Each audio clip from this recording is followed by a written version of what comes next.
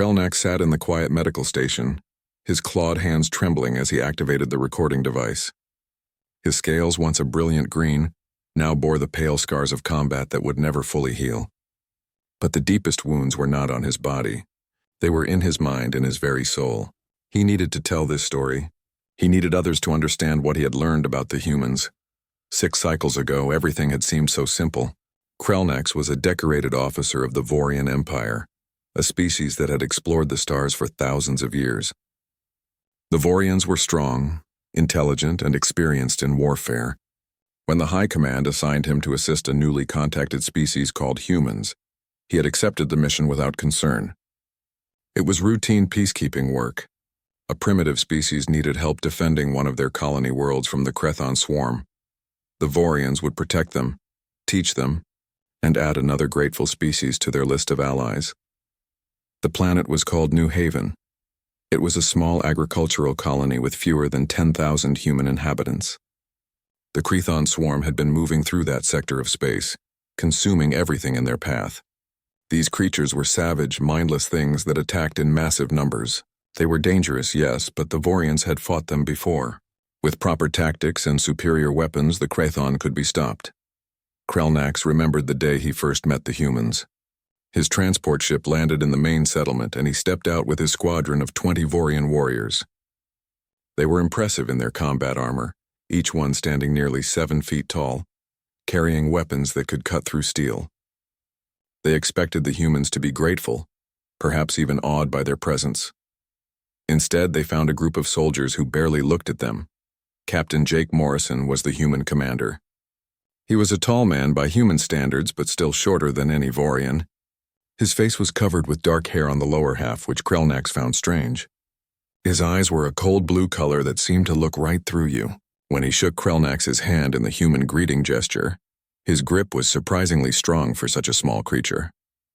"Welcome to New Haven, Commander," Jake said, his voice flat and professional. "We appreciate the backup. Let me introduce you to my team." The human unit consisted of 35 soldiers. They looked so fragile to Krelnax. Their skin was soft and easily damaged. They had no natural armor, no claws, no real defenses at all. Their weapons were primitive kinetic firearms that seemed crude compared to Vorian energy weapons. Several of them looked barely old enough to be considered adults. Lieutenant Amy Foster was one of the younger ones. She had light brown hair tied back from her face and green eyes that seemed far too innocent for a soldier. She smiled when Jake introduced her, a gesture that Krelnax found inappropriate for a military setting. How could these creatures take warfare seriously? Private Danny Cole looked even younger.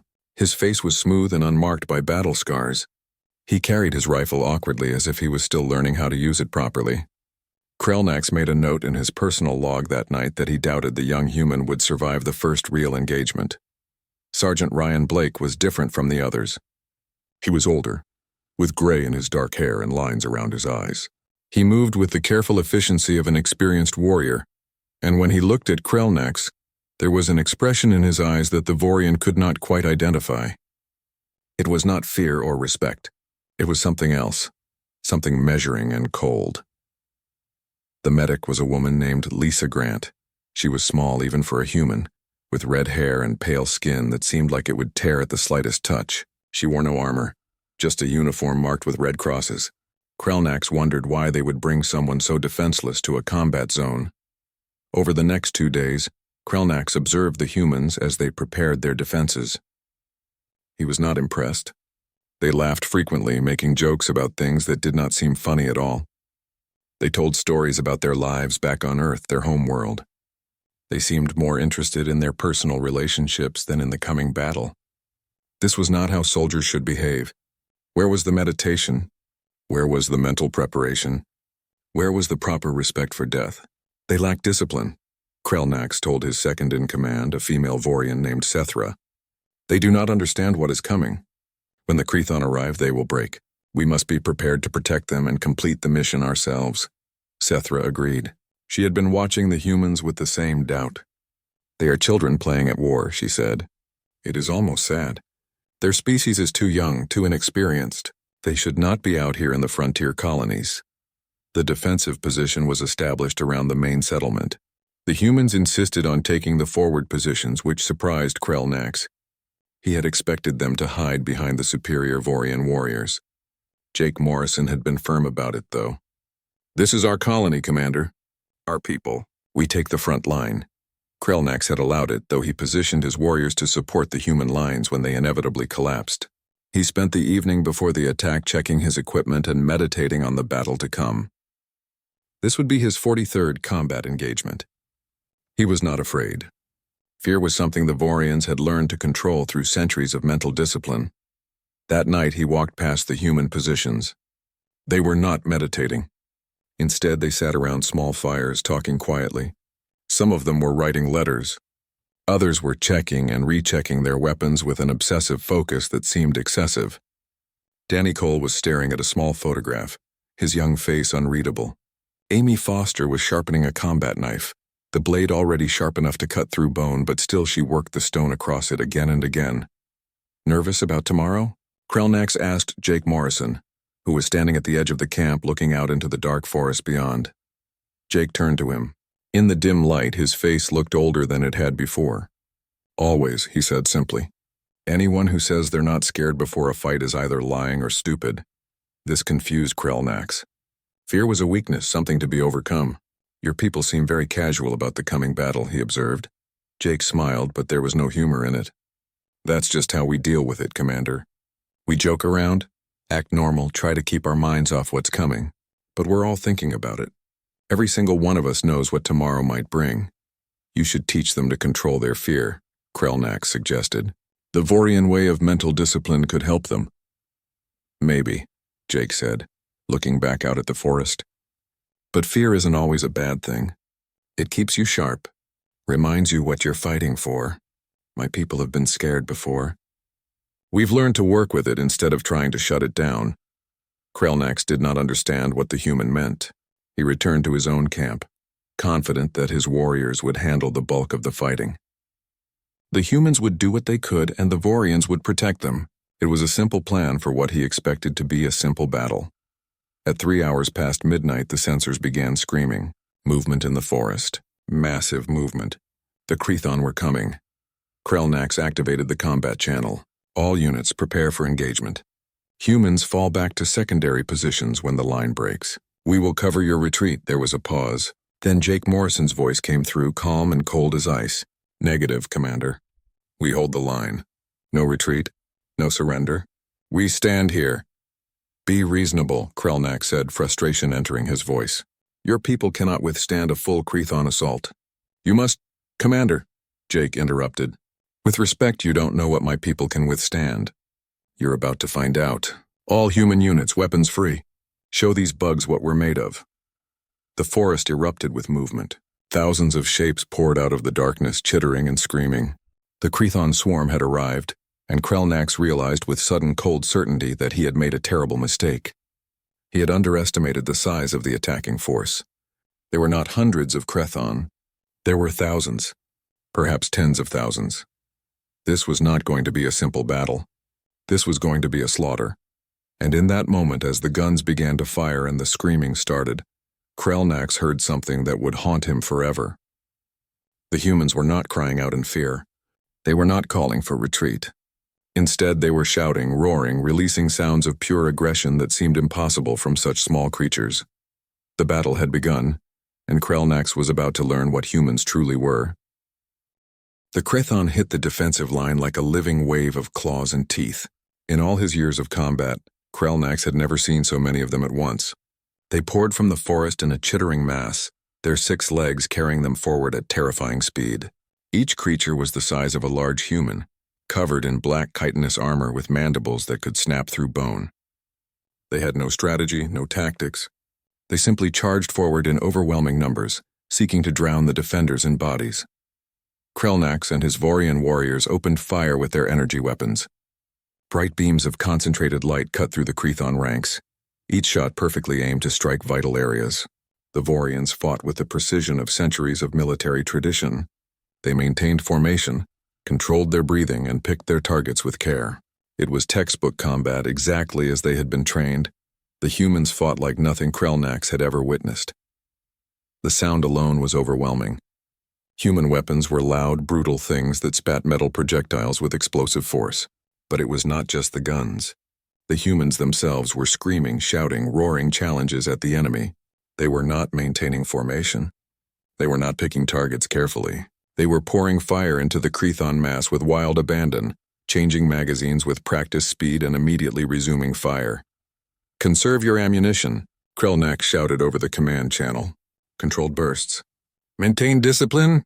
No one was listening to him. The humans fired until their weapons ran empty, then reloaded in seconds and started firing again. Private Danny Cole, the young one that Krelnax had thought would break in the first moments, was shooting with mechanical efficiency. His face was blank, emotionless, but his hands never stopped moving. Reload, aim, fire. Reload, aim, fire. Over and over, the Crethon reached the forward positions. This was where Krelnax expected the human line to break. Hand-to-hand combat with the Crethon was suicide. Their claws could tear through armor. Their mandibles could crush a skull. Even Vorian warriors avoided close combat with them when possible. Surely the fragile humans would retreat now. They did not retreat. Sergeant Ryan Blake's position was the first to be overrun. A dozen Crethon swarmed over the barricade, their claws reaching for him. The sergeant's rifle ran empty. Instead of falling back, he pulled a combat knife from his belt and stepped forward into the creatures. Krelnax watched in disbelief as the human buried the knife into the head of one Crethon, twisted, pulled it free, and immediately stabbed another. A third Crethon raked its claws across his arm, tearing through his uniform and drawing blood. Ryan did not even seem to notice.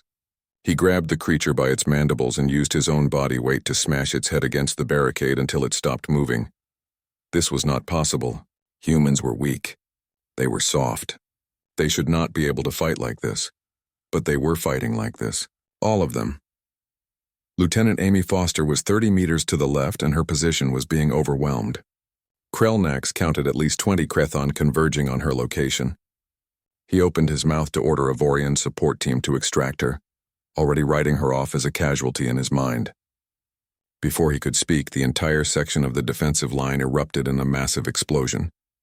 For a moment, Krelnax thought a Crethon had breached their ammunition stores. Then he realized the truth. Amy had detonated explosives while she was still in the kill zone. She had blown up her own position, taking dozens of Crethon with her while she was still inside it. Human casualty at position 7, Krelnax reported grimly. Lieutenant Foster's movement caught his eye. Through the smoke and debris, a figure was crawling. It was Amy. Her armor was scorched and torn. Blood ran down her face from a cut above her eye. One of her arms hung at an odd angle. But she was alive, and she was crawling back toward the human lines, dragging her rifle behind her. 2 Crethon spotted her and changed direction, skittering toward the wounded human. Amy saw them coming. She could not possibly fight them in her condition. She should surrender, or at least stay down and hope they passed her by. Instead, she rolled onto her back, brought her rifle up with her one good arm, and shot both creatures in the head. Then she continued crawling back to the line. When she reached the barricade, another human pulled her over. Krelnax expected them to evacuate her to the medical station. Instead, Lisa Grant, the small medic, injected her with something, wrapped the broken arm in a quick bandage, and Amy picked up a new rifle and returned to the firing line. Her face was pale with pain, but her hands were steady. "What are they doing?" Sethra whispered beside Krelnax. His second-in-command was staring at the humans with wide eyes. "Why do they not retreat? Why do they not fear death?" Krelnax had no answer. He returned his attention to his own warriors, trying to maintain some semblance of proper military procedure. The Vorians were fighting well, but the sheer number of Crethon was beginning to overwhelm even their precision. They needed to fall back to secondary positions, regroup, and establish a new defensive line. It was the logical, tactical decision. He gave the order to his warriors. They retreated in good order, exactly as trained, moving back to pre-prepared positions 50 meters behind the front line. Krelnax expected the humans to retreat with them. Instead, they stayed where they were, holding the forward positions alone. "Human commander, fall back," Krelnax ordered. "You cannot hold that position alone." Jake Morrison's voice came back steady and hard. "We're not alone. We have each other. That's enough. It should not have been enough. By every logical tactical analysis, the humans should have been overrun in minutes. 35 soldiers, now reduced to perhaps 20, still combat effective, holding against thousands of Crethon. It was mathematically impossible. But humans, Krelnax was beginning to learn, did not care much about mathematics. They held the line for 3 more hours. Krelnax watched the entire time, providing supporting fire when he could, but mostly just watching in stunned disbelief. The humans ran out of ammunition and switched to their backup weapons. When those ran empty, they used knives. When the knives broke, they used rocks, pieces of broken barricade, their own helmets, anything they could find. One human beat a Crethon to death with his bare fists after his knife snapped off in another creature's skull. Private Danny Cole was still fighting, though Krelnax could not understand how. The young human had been clawed across the chest, leaving deep wounds that should have incapacitated him. He was still standing, still shooting, his young face now splattered with blood from both himself and the enemy. His eyes had changed. They were empty, mechanical, focused only on the simple task of killing the next target. The Crethon wave finally broke, not because they were all dead, but because the survivors lost their collective nerve and retreated back into the forest. The sudden silence was almost shocking after hours of constant gunfire and screaming. Krelnax ran forward to the human positions, his medical staff following behind him. What he found there made his stomach turn. The ground was covered with bodies, both Crethon and human. The humans who still lived were covered in wounds. Several of them were sitting down simply because they no longer had the strength to stand. "Status report," Jake Morrison said, his voice hoarse from shouting orders. He had a deep gash across his shoulder and burns on his left hand, but he was still standing. 14 casualties, Ryan Blake reported. His right arm was hanging uselessly at his side, the one that had been clawed during the hand-to-hand fighting. 10 dead, 4 wounded too badly to continue fighting. 14 out of 35. 40% casualties in a single engagement. The human unit was effectively destroyed as a fighting force. Any rational military commander would declare them combat ineffective and evacuate the survivors. Jake Morrison did not evacuate them. Instead, he looked at his remaining soldiers and said, "Take 10 minutes. Treat your wounds, reload your weapons, and get ready. They'll be back, Commander," Krelnax said carefully. "Your people have fought bravely, but you have taken severe losses. You should withdraw to—" "With respect, Commander," Jake interrupted. "We're not withdrawing. These are our people in that settlement, our families. Some of us have kids sleeping in those buildings. We hold this line or we die here. Those are the only 2 options." Krelnax wanted to argue, but he could see it would be pointless. These humans were not going to retreat. He did not understand why, but he was beginning to realize that he did not understand anything about humans at all. He walked among the wounded, watching as Lisa Grant moved from soldier to soldier, treating injuries that would have hospitalized a Vorian for weeks. She worked quickly and efficiently, and the wounded humans simply gritted their teeth and endured. Danny Cole was getting stitches in his chest wound without anesthesia, his face blank and accepting of the pain. "How?" Krelnax asked Lisa. "How do they do this?" The small medic looked up at him with tired eyes. "We're human," she said simply. "This is what we do." It was not an answer that made sense. But then again, nothing about humans made sense. Krelnax returned to his own warriors and found them shaken, disturbed by what they had witnessed. Sethra was being treated for stress-induced tremors. Another warrior was breathing heavily. The Crethon came back after 6 hours. Then they came again, and again, and again. For 3 days and 3 nights the attacks continued in waves. Each time Krelnax expected it to be the final assault that would break through the defenses. Each time somehow the line held, but the cost was terrible. By the end of the first day the human unit was reduced to 19 soldiers. By the end of the second day, only 14 remained combat effective. The Vorian warriors had suffered casualties as well, though fewer. They had the advantage of superior armor and weapons, but they were suffering from something else, something Krelnax had never seen in his people before. They were breaking mentally. Vorians were trained to fight with discipline and precision. They meditated before battle to achieve mental clarity. They controlled their emotions and fought from a place of calm determination. This had always been their strength. But this battle was not allowing for meditation. There was no calm. There was only wave after wave of mindless, savage creatures that needed to be killed. And worse, there were the humans. Sethra was the first to crack. She had been watching Amy Foster during the 3rd assault. The human lieutenant had been wounded 5 separate times by that point, each injury enough to warrant medical evacuation by Vorian standards. But Amy kept fighting. During one particularly intense moment, she had run out of ammunition and had begun beating a Crethon with the butt of her empty rifle, screaming words that the translator could not process because they were apparently human curses that had no equivalent in any other language. When the assault ended, Sethra dropped her weapon and began shaking. "This is not war," she whispered. "This is madness. They are mad. All of them are mad." Krelnax tried to calm her, but he understood what she meant. Vorians were not built for this kind of sustained, savage combat. They needed time to process, to meditate, to restore their mental balance. The humans seemed to need none of that. They simply fought, rested briefly, and fought again. There was no meditation. There was no processing. They bottled everything up inside themselves and kept going. During a brief lull in the fighting, Krelnax found himself sitting near Captain Jake Morrison. The human was eating something from a ration pack, chewing mechanically while staring out at the field of Crethon corpses that now surrounded their position. His hands were steady despite the exhaustion that showed in every line of his face. "How do you do this?"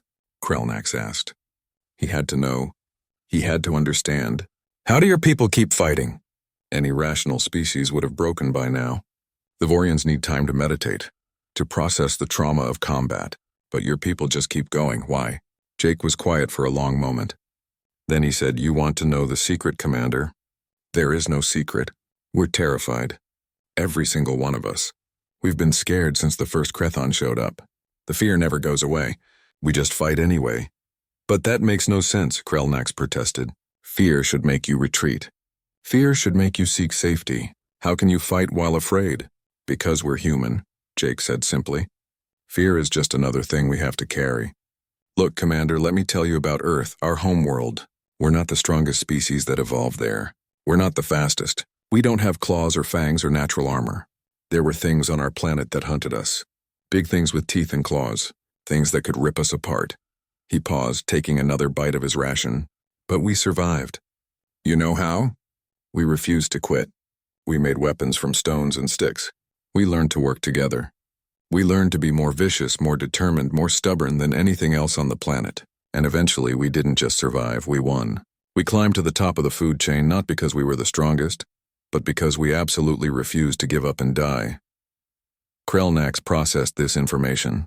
"Your world sounds brutal." "It was," Jake agreed. "And then we got civilized, built cities, created societies. And you know what we did then? We started fighting each other. For thousands of years, humans fought humans over land, resources, ideas, religions. We got really good at killing each other. We invented new and terrible ways to do it. We had wars that killed millions. We built weapons that could destroy entire cities in seconds," this horrified Krelnax. "Your own species? You killed your own people?" "Yeah," Jake said, and there was deep sadness in his voice. "We did, and it was terrible. But it taught us something. It taught us how to fight even when we're scared. It taught us how to keep going when everything seems hopeless. It taught us that humans are capable of surviving things that should destroy us. That's our strength, Commander. Not that we don't feel fear. We feel it just as much as anyone. We just learned how to function despite it." Before Krelnax could respond, Lisa Grant joined them. The small medic looked exhausted. Her uniform was stained with blood from dozens of wounded soldiers she had treated. She sat down heavily and pulled out her own ration pack. "Talking about Earth?" she asked Jake. "Yeah," he said. "Trying to explain humans to the commander here." Lisa smiled, though it did not reach her eyes. "Good luck with that. We're a weird species." She turned to Krelnax. "Did he tell you about the world wars yet?" "He mentioned them," Krelnax said. "First one killed about 17 million people," Lisa said casually, as if discussing the weather. "Second one killed maybe 85 million. We invented nuclear weapons and dropped them on our own cities. We created gas chambers and death camps. We committed atrocities that still haunt our history books." Krelnax felt sick. "And you continued as a species after this?" "We did," Lisa said. "Because that's what humans do. We survive. We adapt, we learn. Eventually we got better. We stopped fighting each other as much. We went to space. We found other species, and we tried to be better than we were. But that history is still inside us, Commander. That capacity for violence. That absolute refusal to quit. It's part of our DNA. She looked out at the defensive line where the remaining human soldiers were preparing for the next assault. These people here, they're scared. Danny over there, he's just a kid. He should be in college, chasing girls, having fun. Instead, he's out here fighting monsters. Amy's been wounded so many times I've lost count. Ryan's arm is broken, but he refuses to stop fighting. They're all terrified, but they keep going because that's what humans do. We keep going. That night, Krelnax could not sleep. He stood watch over the defensive positions, observing the humans during their rest periods. They did not sleep peacefully. Several of them twitched and mumbled, trapped in nightmares. Danny woke up twice, gasping and reaching for his rifle before realizing there was no immediate danger. Amy sat awake, staring at nothing, her hands slowly cleaning her weapons over and over even though they were already clean. These were not fearless warriors. These were terrified people doing an impossible job. The next assault came just before dawn on the fourth day. The Crethon emerged from the forest in even greater numbers than before. Krelnax realized with cold certainty that this was the final push. The swarm was committing everything it had to break through the defenses. All warriors prepare for sustained combat. Krelnax ordered his Vorians. Half of them did not respond. They were too exhausted, too traumatized by the constant fighting. Those who did respond moved slowly, their discipline crumbling. The humans, despite being wounded and exhausted, responded immediately. They moved to their positions with practiced efficiency. Krelnax saw Ryan Blake checking his rifle despite his broken arm. He saw Amy Foster loading her weapon with hands that trembled from fatigue. He saw Danny Cole taking his position, his young face aged years by the constant combat. And he saw something else. He saw them look at each other. No words were spoken, but understanding passed between them. They knew this might be the end. They knew they might all die in the next hour, and they were choosing to stand anyway. The Crethon hit the line like a tidal wave. The sheer number of them was overwhelming. Krelnax fired his weapon until it overheated, dropped it, and drew his combat blade. Around him, his warriors were falling back, their mental discipline finally breaking completely. They had reached their limit, but ahead of him, impossibly, the human line still held. 14 humans against thousands of Crethon. It should not have been possible, but they were doing it. They were fighting with a ferocity that transcended training or tactics. They were fighting with something primal, something ancient and terrible that lived in the core of their species. Krelnax watched Sergeant Ryan Blake grab a Crethon by its mandibles and break them off with his bare hands, his broken arm hanging useless at his side. He watched Private Danny Cole fight with an empty rifle, using it as a club, his face splattered with blood and his eyes empty of everything except the determination to kill the next target. He watched Amy Foster defend a fallen comrade, standing over the wounded soldier and killing everything that came close, her body swaying with exhaustion but her aim still true. And he understood finally what made humans so terrifying. It was not their strength. It was not their technology. It was not even their refusal to surrender. It was something deeper, something that lived in their very bones. They were a species that had evolved fighting for survival every single day. They had learned to fight while scared, to continue while... On the morning of the 5th day, the sensors detected something new. The readings were different from the previous attacks. This was not just another wave of Crethon drones. This was something bigger, something that made even the advanced Vorian equipment struggle to calculate its size. The Crethon Queen had arrived. Krelnax stared at the sensor data and felt his blood run cold. He had heard of the queens but never encountered one. They were rare, appearing only when the swarm needed to completely eliminate a threat. A queen was massive, easily the size of a small building, covered in armor that could withstand most conventional weapons. Worst, she would be accompanied by the remainder of her swarm, everything she had left in one final overwhelming assault. He immediately opened communications with the Vorian command ship in orbit. "This is Commander Krelnax. Enemy force includes a Crethon Queen, requesting immediate evacuation for all personnel. Current defensive position is untenable." The response came quickly. "Evacuation authorized. Transport ships will arrive in 20 minutes. All Vorian and human personnel are to withdraw to the extraction point immediately." Krelnax turned to his warriors. There were only 12 of them left in fighting condition. The rest were injured or too mentally traumatized to continue. "Gather the wounded," he ordered. "We evacuate in 20 minutes. He walked to where the humans were gathered, expecting to inform them of the evacuation and have them join the retreat. What he found stopped him in his tracks. Captain Jake Morrison was standing with his remaining soldiers. 13 of them were still capable of fighting, though every single one carried wounds. They were not packing their equipment. Instead, they were unpacking more ammunition, more weapons and explosives from the remaining supply caches. Captain Morrison, Krelnak said formally, evacuation has been authorized. Transport ships arrive in 20 minutes. Gather your people and we're not leaving, Jake said quietly.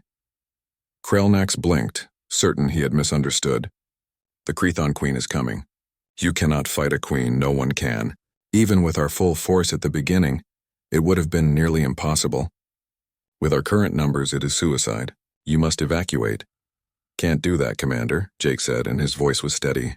There are 8,000 civilians in that settlement. They can't all evacuate in 20 minutes. Someone needs to buy them time to get to the transport ships. That is what my warriors will do, Krelnax insisted. We will establish a rear guard and— No, Jake interrupted. Your people have done enough. They've fought beyond their limits. I can see it in their eyes, Commander. They're breaking. They need to get off this planet. But we're staying. This is our colony, our people. We'll hold the line as long as we can. Krelnax felt anger rising in him. You are being irrational. 13 soldiers cannot stop a Crethon Queen. You will all die. Probably, Jake agreed. His face was calm, almost peaceful. But we'll buy time for the civilians. That's what matters. Every minute we hold is another 100 people who make it to the ships. That's worth dying for. This is insane, Krelnak said, but even as he spoke, he saw the other humans nodding in agreement. They all knew this was a suicide mission. They all accepted it. More than that, they had chosen it. Ryan Blake stepped forward, his broken arm now in a crude sling. Commander, you need to get your people out of here. You've fought well. You've helped us more than we could have asked. But this is human work now. This is what we do. Lisa Grant was checking her medical supplies, her small hands quick and efficient. I'm staying with them, she said simply. They'll need a medic. Amy Foster was loading magazines, her movements mechanical and practiced despite her wounds. She looked up at Krelnax with her green eyes, and he saw in them something he had never seen in any soldier before. It was not courage. It was not fearlessness. It was acceptance. She knew she was going to die, and she had made peace with it. Private Danny Cole was sitting on an ammunition crate writing something on a piece of paper. A letter, Krelnax realized. A final message to his family. The young human finished writing, folded the paper carefully, and handed it to Krelnax. Could you make sure this gets to my mom? He asked. His voice was steady, but his eyes were wet. Tell her I wasn't scared. Even if that's a lie, tell her that. Krelnax took the letter with a trembling hand. I cannot allow this. I cannot leave you here to die. You're not leaving us to die, Jake said gently. We're choosing to stay. There's a difference. Commander, in human history there's a tradition. When the situation is hopeless, when everyone knows they're not coming back, sometimes soldiers choose to make a last stand. They hold a position so others can escape. They sacrifice themselves so others can live. We've done it for thousands of years. It's part of who we are. Your species is mad, Krelnax whispered. Completely mad. Maybe, Jake admitted.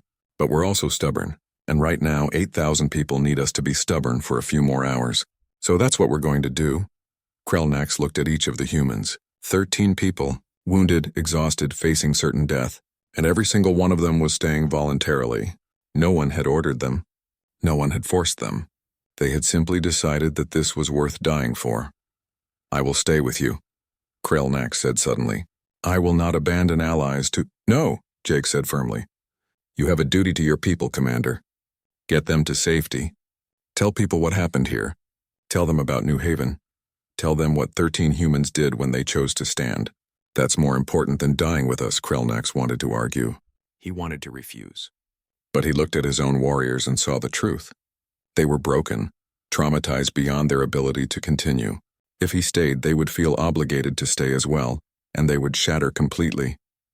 The humans were right. He needed to get his people to safety. He straightened and saluted in the Vorian manner, fist over heart. It has been an honor to fight beside you, Captain Morrison. All of you. The galaxy will know what you did here. Jake returned the salute with the human gesture, hand to forehead. Take care of yourself, Commander. And remember, humans might be small and soft, but we're tougher than we look. The Vorian evacuation took 18 minutes. Krelnax gathered his warriors and the wounded, moving them to the extraction point on the edge of the settlement. As the transport ships arrived, he looked back one final time at the human defensive position. He could see them preparing for the final battle, setting traps and rigging explosives. They moved with calm efficiency, professionals doing a job they knew would be their last. The transport lifted off, and Krelnax positioned himself at the window, watching the settlement grow smaller below them. The other ships were evacuating the civilians, thousands of them streaming toward the landing zones. Every minute bought by the humans meant more lives saved. From orbit, Krelnax watched the final battle begin. The sensors showed the Crethon Queen emerging from the forest, a massive shape surrounded by thousands of remaining drones. The swarm moved toward the settlement like a living tide, and 13 humans stood in their way. The battle lasted 4 hours. Krelnax watched the sensor readings, though they could not tell him the details of what was happening on the ground. He watched the explosions as the humans detonated their traps. He watched the energy signatures of constant weapons fire. He watched as section by section of the defensive line went dark. The other Vorians could not watch. Most of them had retreated to their quarters, trying to meditate and restore their mental balance. But Krelnax could not look away. He owed the humans that much. He owed them a witness to their final stand. The settlement itself became a battleground. The humans retreated building by building, each one rigged with explosives. They made the Crethon pay for every meter of ground. The Queen herself was forced to advance slowly, her massive body struggling through the rubble and traps. After 3 hours, the sensor readings showed only 3 human life signs remaining. Still fighting, still holding. After 4 hours, the readings showed no human life signs at all.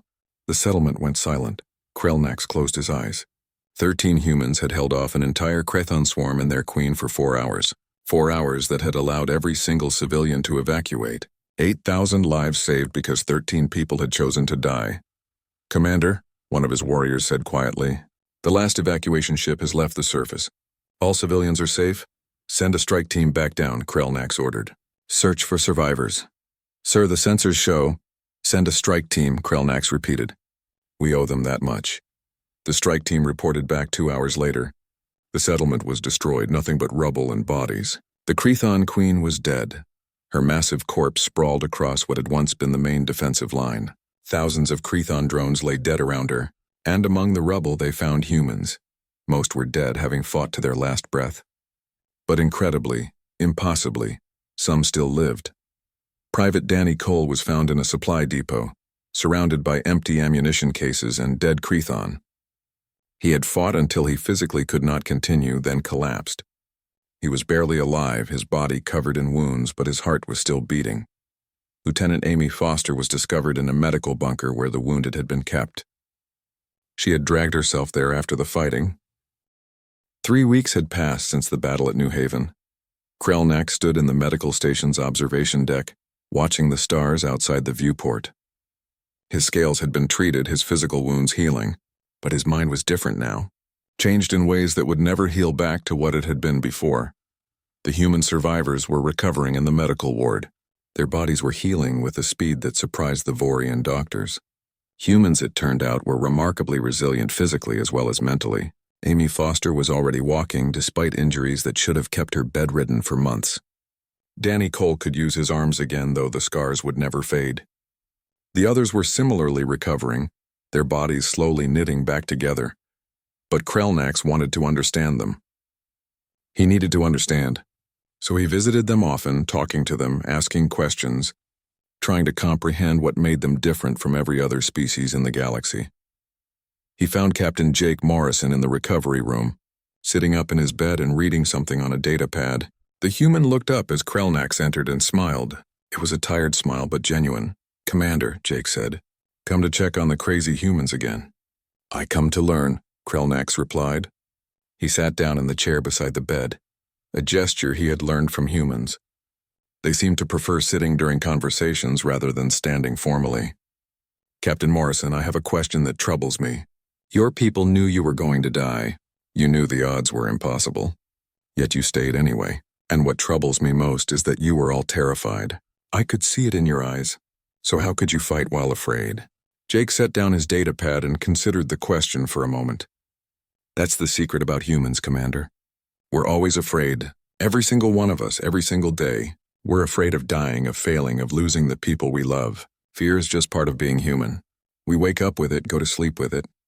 It never really goes away. Then how do you function? Krelnax asked. The Vorians must control fear through discipline. We meditate to achieve calm. But if humans are always afraid, how do you accomplish anything? We learn to work with it instead of against it, Jake explained. See, Commander, fear is just information. It tells you something is dangerous. It makes you alert and focused. The trick is not to let it control you. You acknowledge it, accept it, and then you do what needs to be done anyway. That's what courage actually is. Not the absence of fear, but action despite fear. He shifted in his bed, his expression thoughtful. Let me tell you something about human history. We have stories, old stories about warriors and heroes. And you know what the best ones have in common? They were all scared. They all had moments where they wanted to run away, but they stayed anyway. They fought anyway. Not because they were fearless, but because something was more important than their fear. Like the civilians at New Haven, Krelnax said. Exactly, Jake agreed. Every single one of my soldiers was terrified during that last stand. Danny was scared. Amy was scared. I was scared. But 8,000 people needed us. That was bigger than our fear. So we pushed the fear down, locked it away for later, and we did our jobs. What happens to that fear later? Krelnax asked. Where does it go? Jake's expression darkened. It doesn't go anywhere. It stays with you.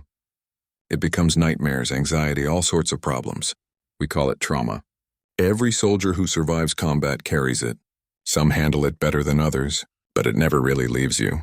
You just learn to live with it. This disturbed Krelnax deeply. That seems like a terrible way to exist. It is, Jake said simply. War is terrible. Combat is terrible. But sometimes terrible things need to be done. Someone has to stand between civilization and chaos. For humans, we accept that burden. We carry the trauma so others don't have to. Krelnax was quiet for a long moment. I have been writing a report for the Vorian High Command. About what happened at New Haven.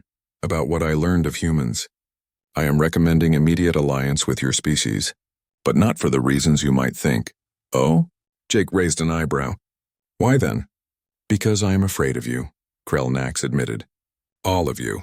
I am recommending alliance because the galaxy needs to ensure that humans remain as friends, not enemies.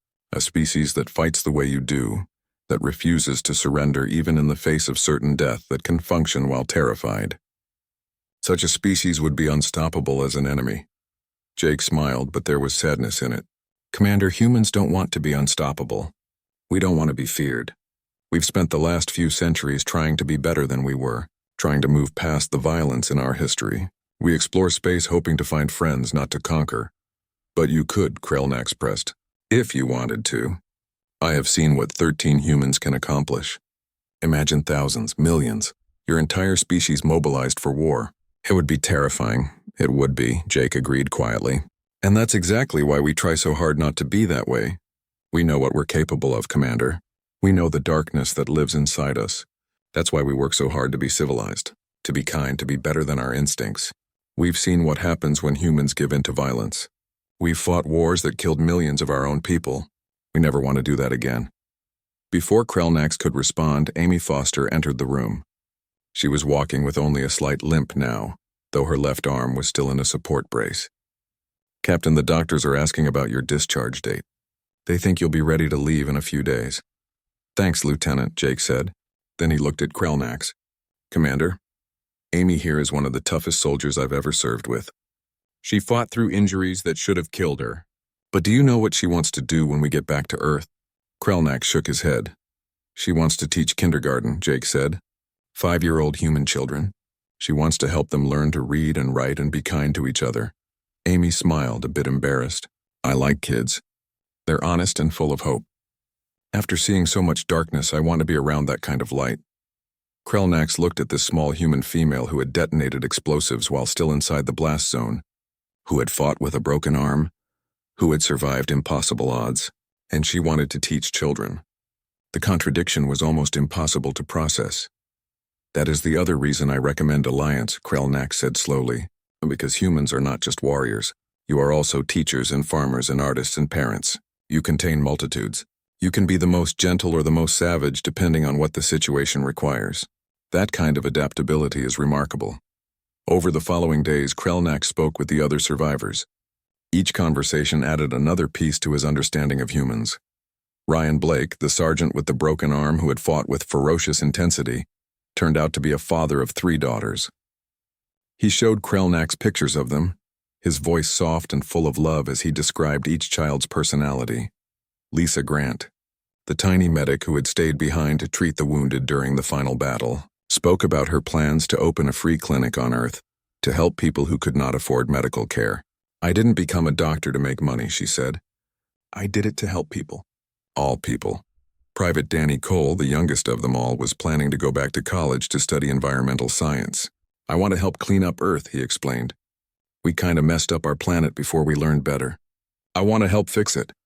Each of them carried the trauma of what they had experienced. Krelnax could see it in their eyes, in the way they sometimes stopped mid-conversation as if remembering something terrible. But they were not broken. They were healing, growing, moving forward. They carried their fear and pain with them, but they did not let it stop them from planning futures filled with hope and purpose. On the day of his final report to the Vorian High Command, Krelnak stood before the council and delivered his findings. He told them everything. The battle at New Haven, the 13 humans who had stayed behind, the impossible courage they had shown while terrified, the way they had refused to surrender even when death was certain. I recommend immediate alliance with humanity, he concluded, and I recommend that we learn from them. Not their tactics or weapons, but their mindset, their ability to function while afraid, their refusal to accept defeat, their understanding that some things are worth dying for. He paused, choosing his next words carefully. But I also recommend caution. Humans are not like us. They are not like any species we have encountered. They are capable of great kindness and terrible violence, often within the same individual. They are simultaneously the most gentle and most savage species I have ever encountered. We must never threaten what they love. We must never corner them. And we must never ever assume that their small size or soft skin means weakness. The council was silent for a long moment. Finally, the senior counselor spoke. You fear them? I do, Krelnax admitted. I fear them greatly, but I also respect them. They taught me that fear is not a weakness. It is simply information. What matters is what you do despite that fear. That is a lesson worth learning. The alliance was approved. In the cycles that followed, humanity became a full member of the galactic community. Other species were initially skeptical, seeing humans as small and fragile. But word of New Haven,